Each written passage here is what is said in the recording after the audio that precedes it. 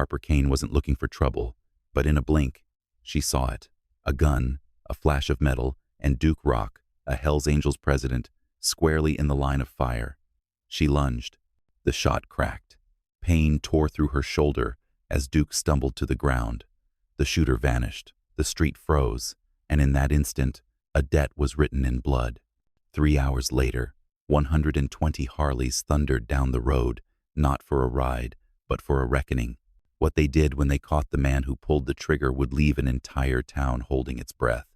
This is Heart Tales, where loyalty rides louder than fear. Stay, because this story will change everything you think you know about brotherhood, vengeance, and the ones who step in front of danger without hesitation.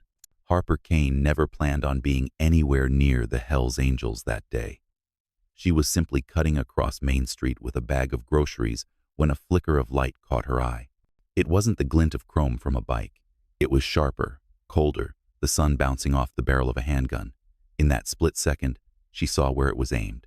Duke Rock, the president of the local Hells Angels chapter, stood a few yards away, laughing with 2 of his men, completely unaware that he was standing in someone's crosshairs. Harper didn't freeze. She didn't think.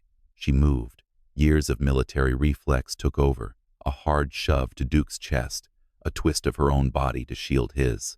The blast split the air, the recoil ringing in her bones before pain exploded through her shoulder. The street went silent. Duke stumbled backward, staring at her with disbelief as she gritted her teeth and stayed on her feet. The shooter was already gone, swallowed by the maze of side streets. All that remained was the smell of gunpowder, Harper's blood dripping onto the pavement, and the unspoken understanding that a debt had just been written.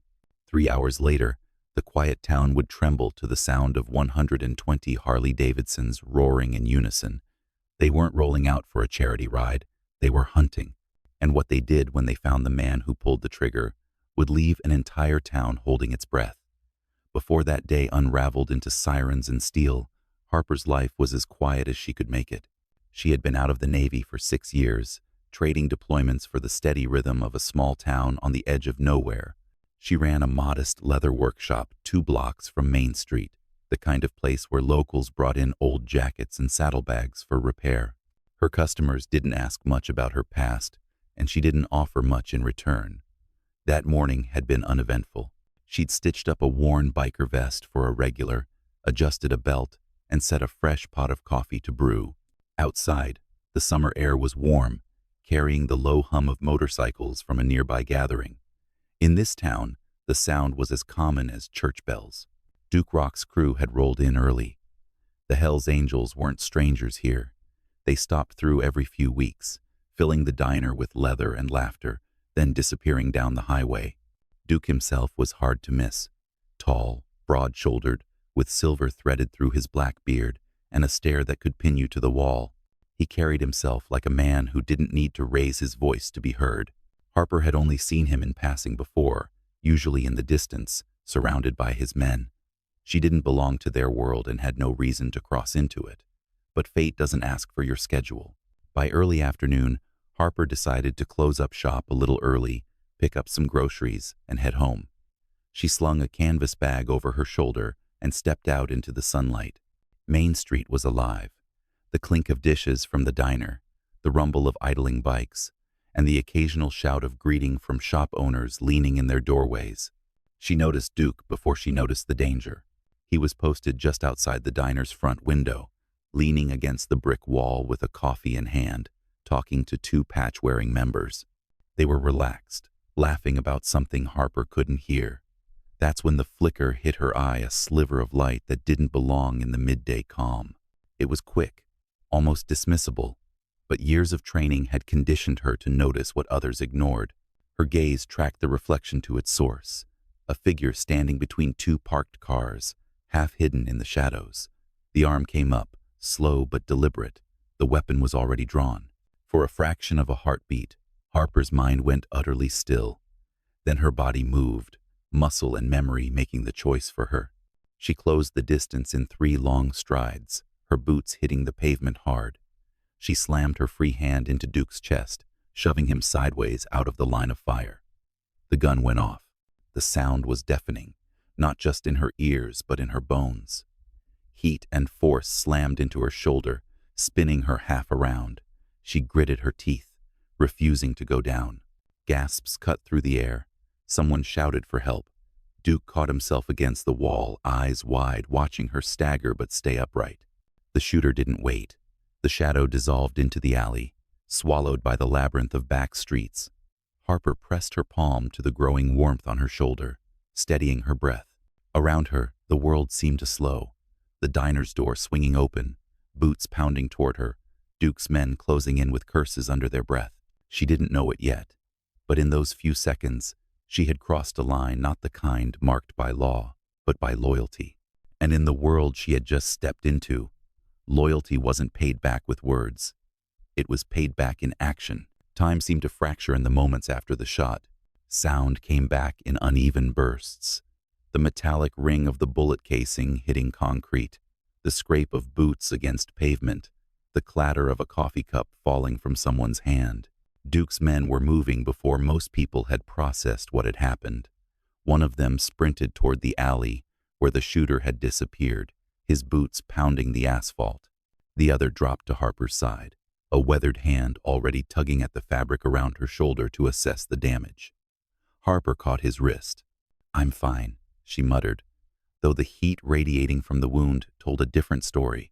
Her voice was steady, but her pulse was hammering.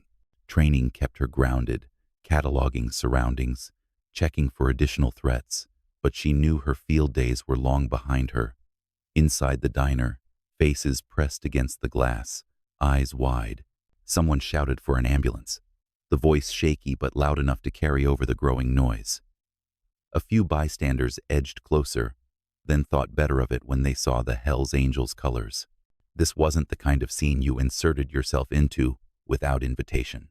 Duke finally moved, stepping in front of her like he could somehow shield her from what had already happened. His jaw was tight, eyes scanning the street. "You knew it was coming?" he asked, not as an accusation but as if trying to make sense of her reaction. "Didn't think." "Just saw it," she replied, adjusting the weight of the grocery bag still slung over her arm. She hadn't dropped it, and in some strange way, that seemed to rattle Duke even more. The man who had chased the shooter came back, empty-handed, shaking his head. "Ghosted," he said between breaths. Guy knew the alleys. That word "ghosted" seemed to hang over the group, pulling something darker into the air. Harper recognized the shift. This wasn't just about an attack anymore. It was personal now. The first wail of sirens reached them, faint at first but building fast. Duke's gaze locked onto Harper again. "You're coming with us," he said flatly, leaving no room for argument. It wasn't a question of safety. It was a statement about belonging, about her now being tied to whatever came next. But Harper shook her head. "Hospital first," she countered, her tone as even as his. "And I'm not your responsibility." The corner of his mouth twitched not amusement, but a flicker of something like respect. "Too late for that," he said quietly. The paramedics arrived in a rush of blue uniforms and clipped voices. They moved Harper toward the back of the ambulance, but not before Duke leaned in close. "We'll find him," he said, low enough that only she could hear. "You have my word." Her eyes met his. She didn't doubt him, but she also didn't know what finding him meant in the world Duke lived in. As the ambulance door shut, Harper caught one last glimpse of the street through the narrowing gap. Duke standing with his men, shoulders squared, scanning every corner, as if he could will the shooter back into view.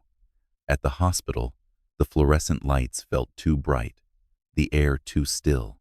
A nurse cleaned the wound with quick, practiced motions, and Harper focused on the ceiling tiles to keep from snapping at the sting.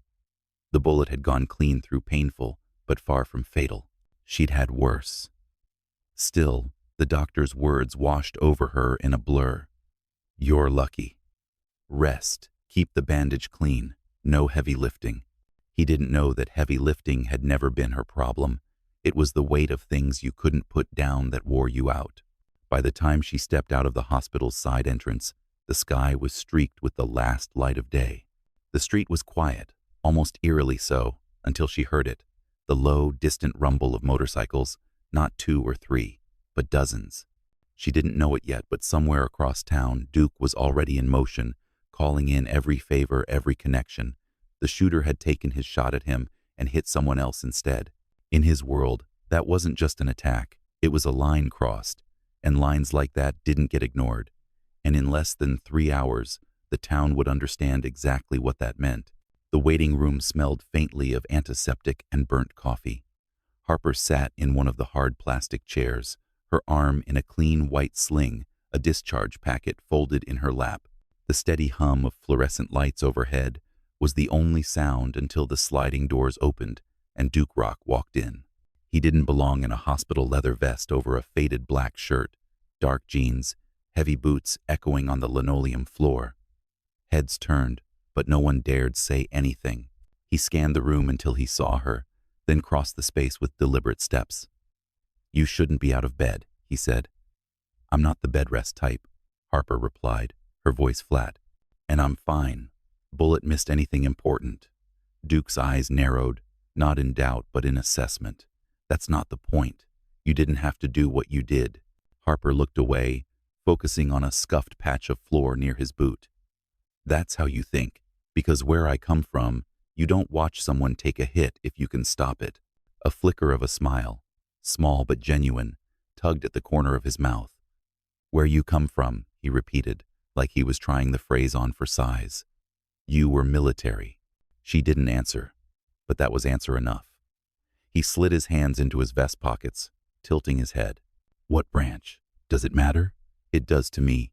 Harper let the silence stretch, then finally said, "Navy, 12 years, logistics and field operations." She left out the deployments, the classified missions, the parts of her service that didn't belong in casual conversation. "Explains the reflex," Duke said, "and the fact you didn't scream when you got hit." Before Harper could respond, a nurse called her name and handed her a sealed envelope. "Follow up in 10 days. Keep it clean." Harper thanked her and stood. Duke stepped aside but didn't move toward the exit. When she walked past, he fell into step beside her. "You heading home?" "Yeah, I'll give you a ride. I can walk." "It's not about convenience," Duke said evenly. "It's about the fact that whoever pulled that trigger might decide they didn't finish the job." Harper paused, then nodded. Outside, the air was cooler, the evening light casting long shadows across the parking lot. Duke's bike was parked under a street lamp, chrome catching the last rays of the Sunday. The ride to her apartment was short. Neither spoke. When they arrived, Duke waited until she'd unlocked the door before handing her a small card with nothing but a phone number. "If you need anything," he said, "call, day or night." She took it, slid it into her pocket, and closed the door behind her. For a long moment, she stood in the quiet, listening to the muffled roar of his bike fade into the distance. Across town, the story was already spreading. Someone at the diner had filmed the aftermath, Harper standing with blood on her sleeve, Duke's men closing in, the crowd parting like the tide. The clip had made its way through local social media channels, sparking a flood of comments and speculation. In the biker community, the reaction was sharper. Word was moving fast between chapters. Someone had tried to put Duke Rock in the ground and had hit a civilian, a woman who had no connection to the club, except that she'd acted without hesitation to save their president. Calls were being made, plans whispered over engines and beer bottles. The shooter wasn't just a threat, he was an insult to Duke, to the chapter, to the code they lived by. In her apartment, Harper sat at the small kitchen table, nursing a cup of tea. Her phone buzzed twice, with messages from old Navy friends checking in, somehow already hearing she'd been hurt. She replied with short assurances, then set the phone aside. She didn't know what Duke and his people were planning, but she had the uneasy feeling that whatever came next, it would shake the quiet out of this town in a way that couldn't be undone. By the time the sun dipped fully below the horizon, the air in Duke Rock's garage was thick with exhaust fumes and urgency. The place doubled as the chapter's clubhouse. Oil-stained concrete floors, the faint smell of gasoline clinging to the walls, and a long wooden table scarred from years of elbows and spilled whiskey. Around it sat a dozen men, each wearing the unmistakable Hell's Angels backpatch. More would arrive before the night was over. Duke stood at the head of the table, his hands braced on the wood, his voice low but carrying enough weight to cut through the background noise of idling bikes outside. "Someone took a shot at me today," he began, "and they hit someone who had nothing to do with our business. A woman, a veteran, who didn't blink before stepping between me and a bullet. That doesn't just get forgotten." The room was silent, faces hard, eyes locked on Duke. "We've got a name," said Razor, one of Duke's oldest lieutenants. He tossed a photo onto the table, grainy, but clear enough to make out the face. Kyle Mercer, small-time muscle for the Black Vultures. A low ripple of muttering moved through the room. The Black Vultures were trouble, a rival crew with no code worth mentioning. The fact that one of their men had made a move on Duke in broad daylight wasn't just bold, it was reckless in a way that begged for an answer. "He knows the alleys," Razor continued. "Slipped the net before we could lock him in, but he's not gone far. Word is he's holed up in the South End, maybe with a cousin who runs a chop shop." Duke's gaze swept the room. "We're not going in blind. We do this clean. No civilians caught in the middle. We roll heavy, we roll smart, and we don't stop until Mercer's in our hands." One by one, the men nodded. They'd all been in rides like this before, though this one carried an edge sharper than most. Loyalty demanded action, and in their world, loyalty wasn't negotiable. Outside, the rumble of engines was building. Riders from nearby chapters were already pulling in, headlights cutting through the dark, chrome flashing under the street lamps. The air vibrated with the sound of V-twin motors, a steady, unbroken thunder that carried for blocks. In the corner, a battered metal cabinet stood open, revealing rows of radios, heavy-duty flashlights, and a few blunt tools that had seen more than their share of work. Razor handed out earpieces and walkie-talkies, making sure every pair of riders had a direct line. Maps were spread across the table, marked with highlighter and grease pencil. The plan was simple but precise. 2 squads would seal off the southern streets, another would sweep the alleys, and Duke's lead crew would push straight through the main drag to the suspected hideout. As the final preparations took shape, Duke stepped outside into the cool night air. He lit a cigarette, watching the line of bikes grow longer, the riders pulling up 2 by 2, some with their old ladies on the back, others riding solo with their colors showing. 120, give or take, Razor said, joining him. "Enough to be heard." "They're not here to be heard," Duke replied, flicking ash to the ground. "They're here to make sure Mercer understands the kind of mistake he made." Razor's grin was humorless. "He'll get the message." Inside the garage, someone killed the lights over the table, leaving only the dim glow from the open bay doors. The effect was immediate. The focus shifted from planning to doing. Jackets zipped, helmets strapped on, kickstands snapped up. When Duke swung his leg over his bike, the noise seemed to swell in anticipation. He fired up the engine, the roar cutting clean through the night. One by one, the others followed suit until the sound became a living thing, rolling off the buildings and down every empty street. Harper, sitting in her apartment on the far side of town, heard it before she saw the first glimmer of headlights. She stepped to the window, the vibration in the glass matching the thud in her chest. Whatever was about to happen, she knew it wasn't just about payback. In the space of a few hours, she had been pulled into a world with its own laws, its own consequences. And tonight, those consequences were coming for the man who had tried to kill Duke Rock. The first wave of bikes peeled out of the lot in formation, engines snarling, taillights glowing red against the dark. Duke took the lead, Razor to his right, the rest fanning out behind them like the head of a spear. The hunt had begun. The sound of one Harley can turn heads. The sound of 120 moving in unison shakes the air itself. From the moment Duke's front wheel rolled past the city limit sign, the streets began to feel smaller.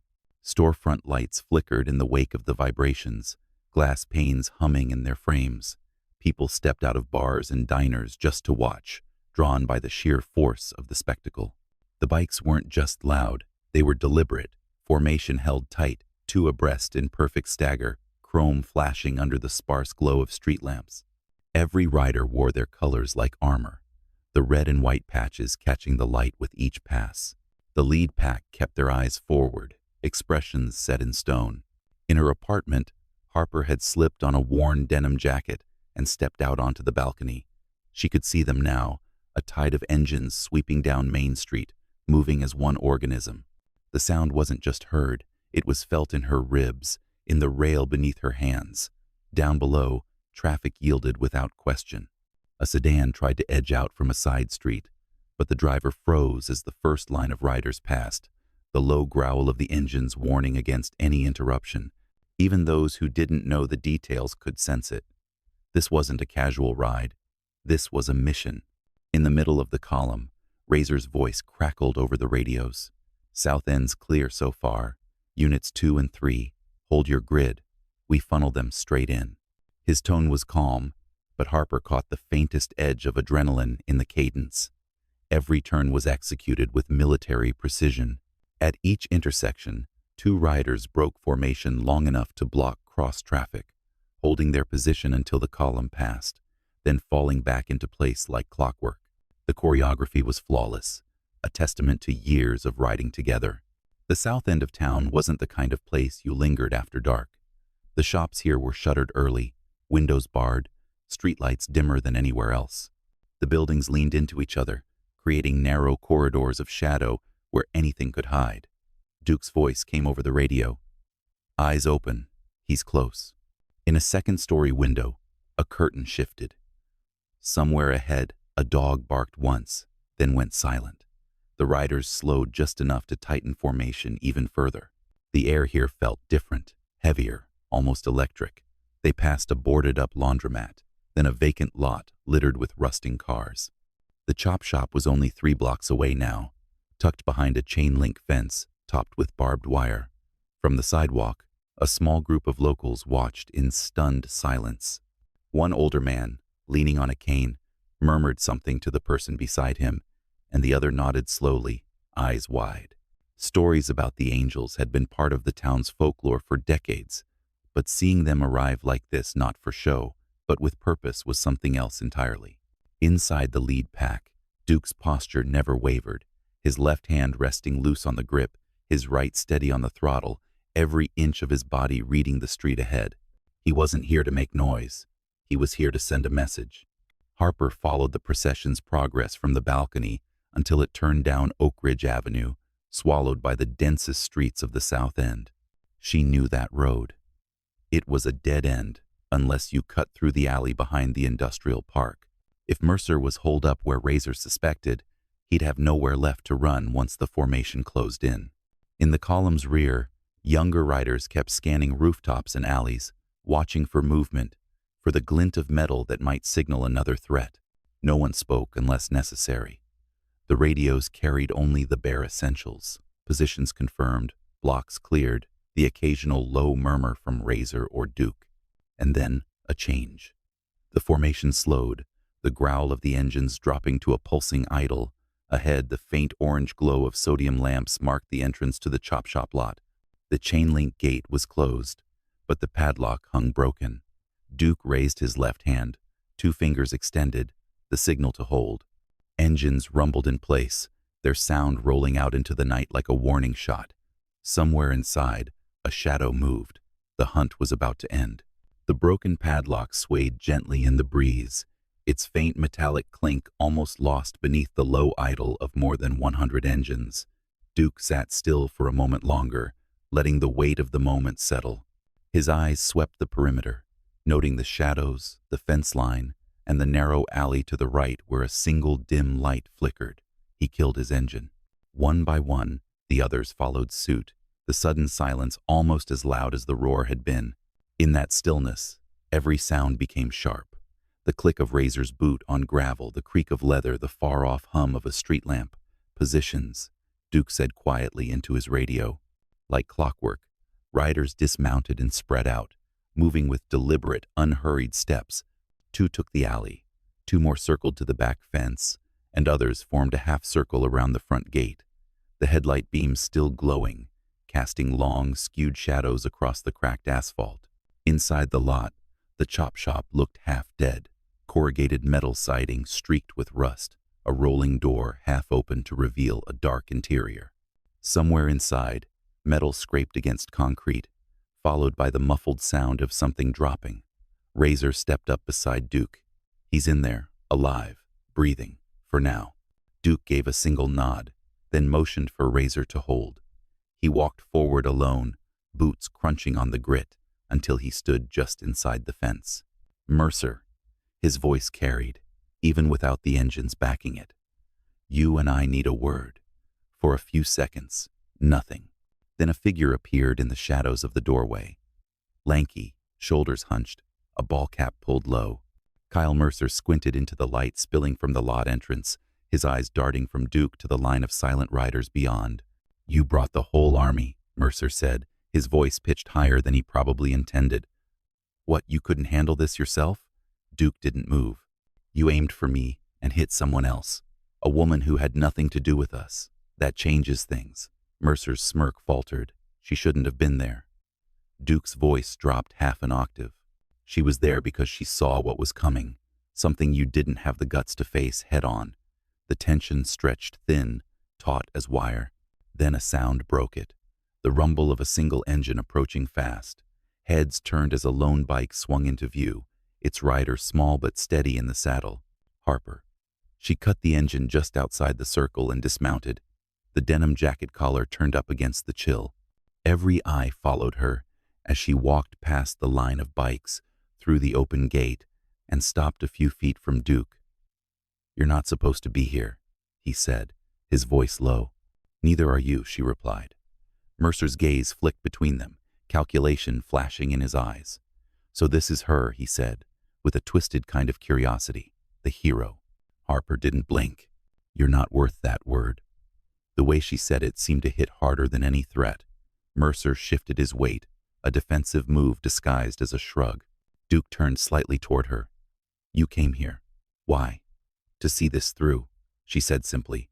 For a long moment, nothing moved. Then Duke gave a subtle signal with his hand. Two riders from the alley emerged, blocking Mercer's only escape. Another pair stepped out from behind the building, cutting off the back. The half-circle closed, leaving Mercer standing in the glow of the overhead lamp like an actor under a spotlight. You think this ends with you walking away? Duke said. It doesn't. You're going to remember tonight every time you think about pointing a gun at someone who didn't choose this life. Mercer swallowed hard, his earlier bravado dissolving under the weight of 120 silent witnesses. Harper stepped forward, close enough now that he could see the bandage under her jacket. You missed what you were aiming for, she said, her voice level, but you didn't miss the point. And neither will I. Duke gave a final nod to Razor. Take him. In a movement so smooth it felt rehearsed, Razor and two others stepped in, their hands clamping onto Mercer's arms. The sound of his protests was swallowed by the collective rumble as engines began firing up again, one after another, until the lot was alive with sound. Harper turned to Duke. Now what? Now, he said, swinging onto his bike, we make sure the rest of them understand the rules. And with that, the convoy began to roll out. Mercer in tow, Harper alongside, and the message already echoing through the night. The convoy moved like a river of steel and chrome, engines thundering in unison as they left the south end behind. Mercer rode wedged between two solid walls of leather and metal, Razor ahead, another veteran rider at his back, both close enough that he couldn't shift without feeling their presence. His head was down, ball cap pulled low, but it didn't hide the rigid set of his shoulders.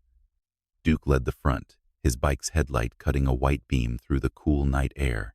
Beside him, Harper kept pace on the borrowed bike one of the angels had brought for her, the handlebars vibrating under her hands, the sound and motion sinking into her bones.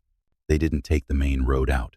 Instead, Duke threaded them through the town's arteries, long, empty streets where every turn seemed to echo louder than the last. At each block, the convoy grew more visible. People came out onto porches, drawn by the roar. Some filmed from their phones, others just stood still, arms crossed, eyes following the procession like it was a living legend passing by. Near the old rail yard, a group of teenagers paused their late-night basketball game, the ball rolling forgotten across cracked asphalt as they watched the line of bikes sweep past. One of them whispered something. Harper couldn't hear it, but she recognized the awe in his face. The convoy didn't slow. Every rider kept their line, their spacing tight, their focus locked forward. There was a strange calm to it, not celebration, not gloating, just a collective understanding that this was about closure. Halfway out of town, they crossed the bridge over the river, the reflection of taillights rippling across the black water, streaks of red swaying with the current. The cold air off the river hit Harper's face, sharp enough to clear the last traces of hospital smell from her mind. She glanced at Duke. His eyes never left the road, but his posture said everything. This was as much about sending a message to the rest of the black vultures as it was about Mercer himself. On the far side of the bridge, the streets opened into wide stretches of highway. Duke signaled, and the formation expanded slightly, giving space for the roar to deepen. The sound rolled ahead of them, bouncing off the low hills and carrying far into the night. Harper realized then that this wasn't just an escort or a hunt. It was a demonstration, a reminder that there were still places in the world where bonds were forged in something stronger than convenience, where you didn't let someone take a hit for you without standing up afterward. They reached a turnout about 10 miles from town, a wide gravel lot where the highway curved sharply, hidden from casual traffic. Duke eased to a stop, and the rest followed, their bikes lining the edge of the lot in a long crescent. Mercer was pulled from his seat, still silent, and made to stand in the center of the semicircle. The engines idled low and constant, a wall of sound around him. Duke dismounted and walked up slowly, Harper a step behind. "This is where you walk away," Duke said, his voice flat. "Not because you deserve it, you don't, but because the woman you hit is still standing here, and she's not asking for your blood." Mercer's eyes flicked to Harper, searching for something, maybe pity, maybe fear. He found neither. She spoke quietly, but her words cut through the engine noise. "You ever see my face again, it'll mean you made the same mistake twice. Don't." Duke gave a small signal, and the riders nearest the gap in the crescent stepped aside. Mercer hesitated, then took the path offered, walking stiffly into the darkness beyond the lot. The sound of his boots on gravel faded, replaced again by the steady pulse of idling Harleys. Harper exhaled slowly, feeling the tension drain from her shoulders. Duke looked at her for a long moment. "You didn't have to be here tonight," he said. "Neither did you," she answered. For the first time all night, his mouth curved into Zurant. System. Into something that might have been a smile. "Yeah, but here we are." The convoy rolled out again, this time without the weight of the hunt hanging over it. Harper rode near the front, the night air sharp and clean, the lights of the town now a distant glow behind them. She didn't know if she'd ever ride with them again, but she knew with absolute certainty that she'd never forget what it felt like to be part of something this unshakable. By the time the convoy rolled back toward the town, the streets were nearly empty. The neon signs in the diner windows glowed against the dark, and the occasional pair of headlights passed in the opposite lane, drivers slowing instinctively when they realized what they were seeing. Harper peeled off from the formation 2 blocks from her apartment. She gave Duke a small nod as they split no words, just an understanding that didn't need them. He returned the nod before turning his bike toward the outskirts, the rest of the angels following in a loose, unhurried trail. Her building was quiet. She climbed the narrow stairs, unlocked her door, and stepped inside. The stillness hit her all at once, the absence of the rumble, the low voices, the collective presence of that many riders moving together. She hung her jacket on the hook by the door and stood for a moment, letting the quiet sink in. In the kitchen, the tea mug she'd left behind hours ago still sat on the table, cold now. She picked it up, rinsed it out, and set it to dry, the ordinary motion feeling almost surreal after what the night had been. Her phone buzzed. A text from an unknown number lit the screen. "If anyone asks, you didn't see us tonight. Rest up, Harper." She didn't reply, but saved the number. Across town, the story was already turning into something else. People who'd only heard the engines were telling it like they'd seen every detail. The diner waitress swore she saw 100 riders sweep past the courthouse. The gas station attendant claimed Duke himself had stopped in to ask for directions. No one could quite agree on the facts, but every version carried the same thread. The angels had moved for a reason, and that reason had a name: Harper Kane. The next morning, she walked to the corner store for coffee. The man behind the counter, who usually barely looked up from his crossword, met her eyes and gave a short nod. "Heard you were out last night," he said, voice neutral. "Just getting some air," she answered, but his faint smile told her he didn't believe it. Word traveled differently in small towns. The facts were often less important than the way they made people feel. And right now, Harper could feel the shift, a subtle one, but real. People looked at her a little longer. Conversations slowed when she passed. She wasn't a mystery exactly, but she wasn't just another face in line anymore.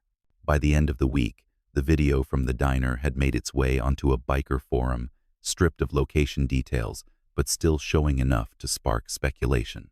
In the grainy footage, Harper stood just beyond Duke's shoulder, blood darkening the sleeve of her denim jacket, her expression unreadable. Comments poured in, some admiring, some incredulous, all circling the same unspoken question. Who was she? Harper didn't answer.